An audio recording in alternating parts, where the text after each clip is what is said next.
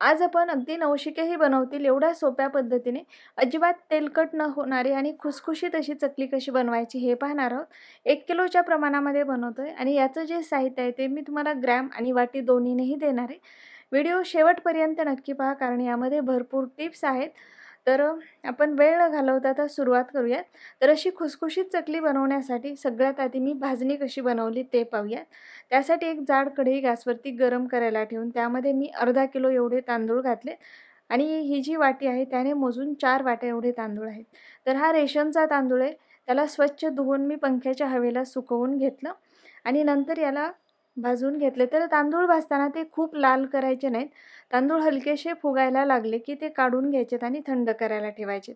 आता यानंतर आपल्याला चणा डाळ घ्यायची आहे. तर ते मी इथे 1 वाटी घेतली आहे. चणा डाळ ही हलकीशी लाल व्हायला लागली की काढून घ्यायची आणि थंड व्हायला ठेवायची. यानंतर उडीद डाळ घेतलेली आहे. तर तीसुद्धा आपल्याला जशी आपण चणा डाळ भाजून घेतली त्याच पद्धतीने हलकासा त्याला सोनेरी रंग, लालसर रंग यायला लागला की काढून घ्यायची. तर अर्धी वाटी एवढी उडीद डाळ आहे आणि त्याच्यापेक्षा थोडी कमी अर्धी वाटीच म्हणू शकता एवढीच मूग डाळ घेतलेली आहे. तीसुद्धा हलकीशी लाल होईपर्यंत भाजायची. तर हे जे भाजणी आहे, तर तांदूळ आपल्याला खूप लाल करायचे नाहीत.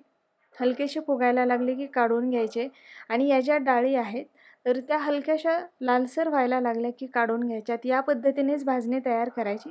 1 वाटी पोहे घालून ते सुद्धा आपल्याला थोडे भाजून घ्यायचेत. खूप जास्त न भाजता हलकेसे आपल्याला हाताला त्याचे चटके लागायला लागले की काढून घ्यायचे आणि थंड व्हायला ठेवायचे. यासाठी लागणारे जे सर्व साहित्य आहे त्याची मी तुम्हाला डिस्क्रिप्शनमध्ये वाटी आणि किलोच्या दोन्हीच्याही प्रमाणात लिस्ट देते. यानंतर साबुदाणा भाजून घ्यायचा आहे. तर पाववाटी साबुदाणा घेतलेला आहे मी. साबुदाणा मात्र आपल्याला छान भाजायचा आहे. साबुदाणा खमंग भाजून घ्यायचा. बाकीचे पदार्थ थोडे कमी भाजायचे. छान भाजून झाला की काढून घ्यायचा. आता यानंतर आपल्याला यामध्ये धणे घालायचे. धणे भाजताना गॅसची फ्लेम कमी ठेवायची आणि हलकेसे धणे भाजले गेले की यामध्ये जिरं घालायचे आणि गॅसची फ्लेम बंद करून या गरम कढईमध्येच हे थोडंसं भाजून घ्यायचे. खूप जर जास्त भाजलं तर चव कडसर लागू शकते. त्यामुळे हे हलकंसंच आपल्याला भाजून घ्यायचे. हे सगळं छान भाजून झालं की आपल्याला या पद्धतीने एका भांड्यामध्ये काढून थंड करून घ्यायचे, मिक्स करायचं आणि व्यवस्थित थंड झाल्यानंतर गिरणीमधून आपल्याला हे दळून आणायचे. तर या पद्धतीने पीठ आपल्याला गिरणीतून याचं दळून आणायचं. पीठ खूप जास्त जाडही नको आहे किंवा अगदीच मैदा एवढं बारीकही नको आहे. तर आता आपलं पीठ तयार आहे. आता तयार भाजणीमधली मी अर्धा किलो भाजणी घेतलेली आहे. तर यापासून आपण चकली बनवूयात. तर कप किंवा वाटी काही मोजण्यासाठी घेऊ शकता. याचंही तुम्हाला मी ग्रॅम आणि कप दोन्हीचंही मेजरमेंट देते. तर हे जे कप आहेत त्याने मोजून 4 कप एवढी आपली भाजणी आहे. तर 4 कप भाजणी असेल तर 3 कप आपल्याला पाणी गरम करायला ठेवायचं.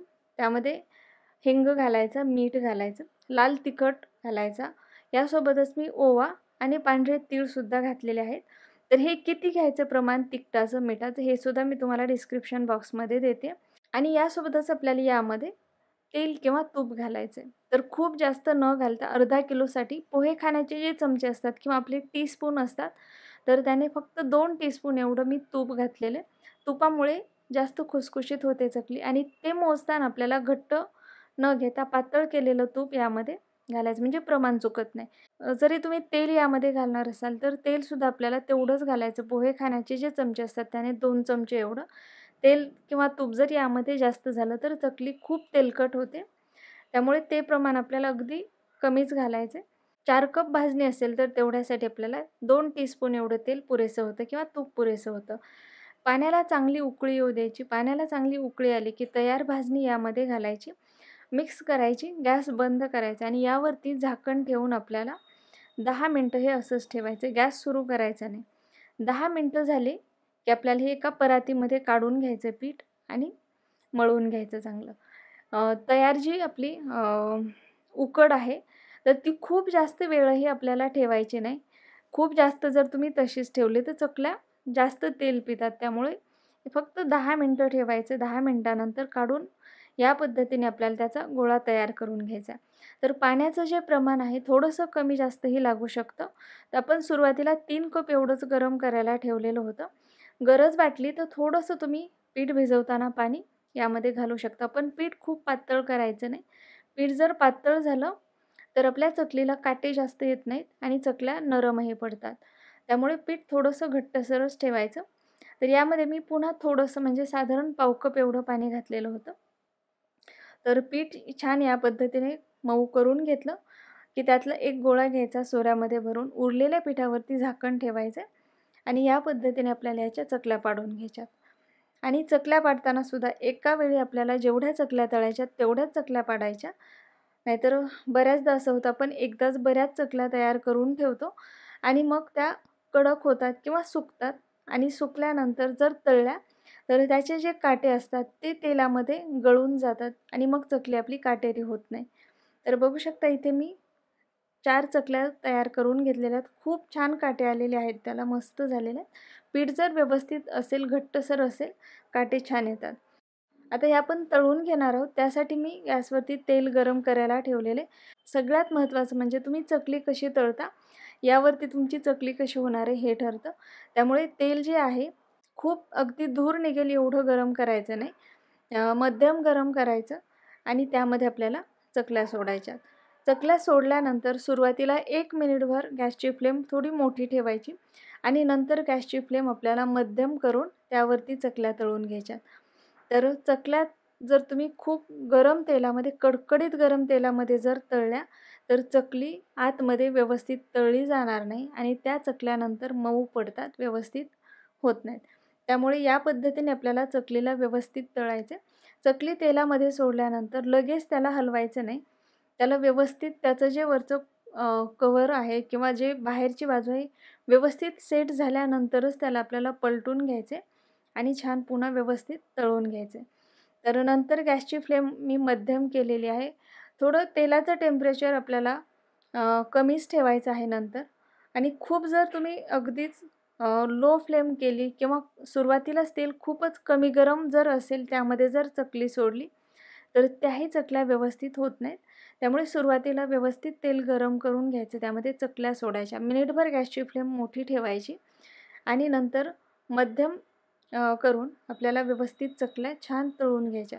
या पद्धतीने चकली छान तळली गेली, की आपल्याला काढून घ्यायची. चकली चांगली तळली गेली, की त्याचे जे बुडबुडे आहेत बाजूनी, ते अगदी कमी होतात. म्हणजे समजायचं की चकली छान आतपर्यंत तळली गेलेली आहे.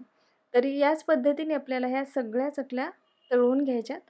तर बघू शकता खूप मस्त अशा आपल्या चकल्या या पद्धतीने तयार होतात आणि रंगसुद्धा बघू शकता खूप मस्त येतो.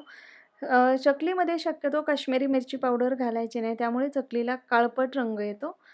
तर या पद्धतीने आपल्याला छान याला तळून घ्यायचे आणि चकली व्यवस्थित तळल्यानंतर आपल्याला ती थंड होऊ द्यायची. व्यवस्थित थंड झाल्याच्या नंतर डब्यामध्ये भरून ठेवायची, म्हणजे चकल्या मऊ पडत नाहीत. आणि जर बाहेर पावसाचं वातावरण असेल, तर शक्यतो चकली मग खूप जास्त वेळ आपल्याला बाहेर ठेवायची नाही.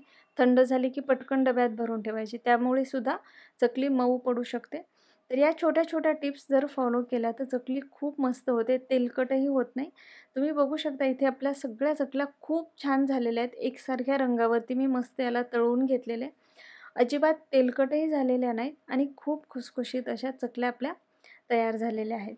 व्यवस्थित थंड झालं की या पद्धतीने डब्यामध्ये भरून ठेवायच्या. अगदी संपेपर्यंत मस्त कुरकुरीत अशी आपली चकली राहते. जर तुम्हाला हा व्हिडिओ आवडला असेल तर नक्की लाईक, शेअर आणि चॅनलला सबस्क्राईब करायला विसरू नका. तुमच्या मित्रमैत्रिणींसोबत नक्की शेअर करा आणि चॅनलवरती नवीन असाल तर चॅनलला सुद्धा नक्की सबस्क्राईब करा.